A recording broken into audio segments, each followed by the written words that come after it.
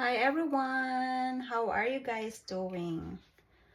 So I'm good, but this time I'm going to make some salad. It's a bean salad, so let me show you how I'm going to do it. So first I have here green beans. I use canned beans, but you can also use fresh ones. Ano nyo lang, i-blanch or i-steam, then you have to cut it into small pieces. And here are kidney beans.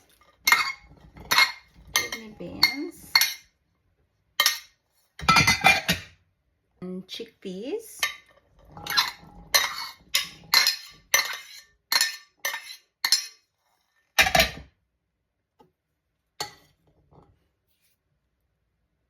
See? Very healthy. And then now I'm going to add the onion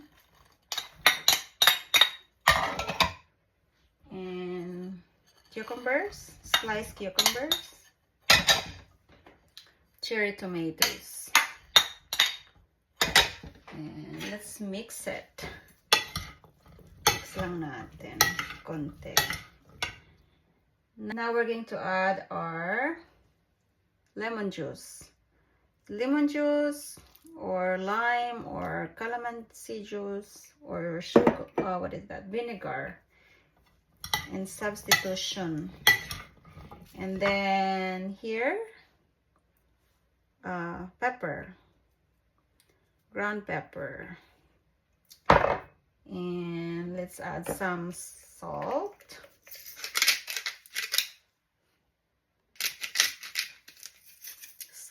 Olive oil,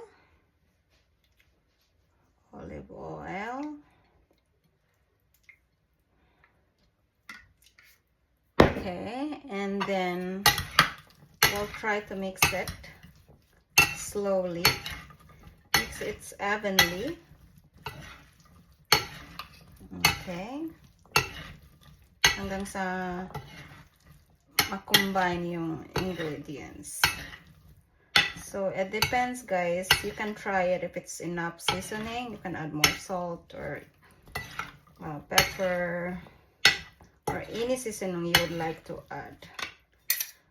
Now let's add I'm gonna add some honey. So we got our spoon. Now we're gonna add some honey para hindi siya sour.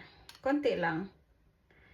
You can either add brown sugar or white sugar, but I decided to use honey with this one. So, i-mix lang natin. Mix in lang natin. And then we're gonna add the coriander. Masarap pag maraming coriander. I like coriander, guys, dahil maano siya. Mabango. Ka-healthy din sa katawan. So, i-mix lang natin. Mix lang natin siya evenly. Mix lang. Healthy. Very healthy. So, I think that's good. Tikman natin. Let's try it out, guys, kung masarap pa. Ang sarap. Nilasahan ko yung honey. Very sarap. Ready na. Thank you for watching.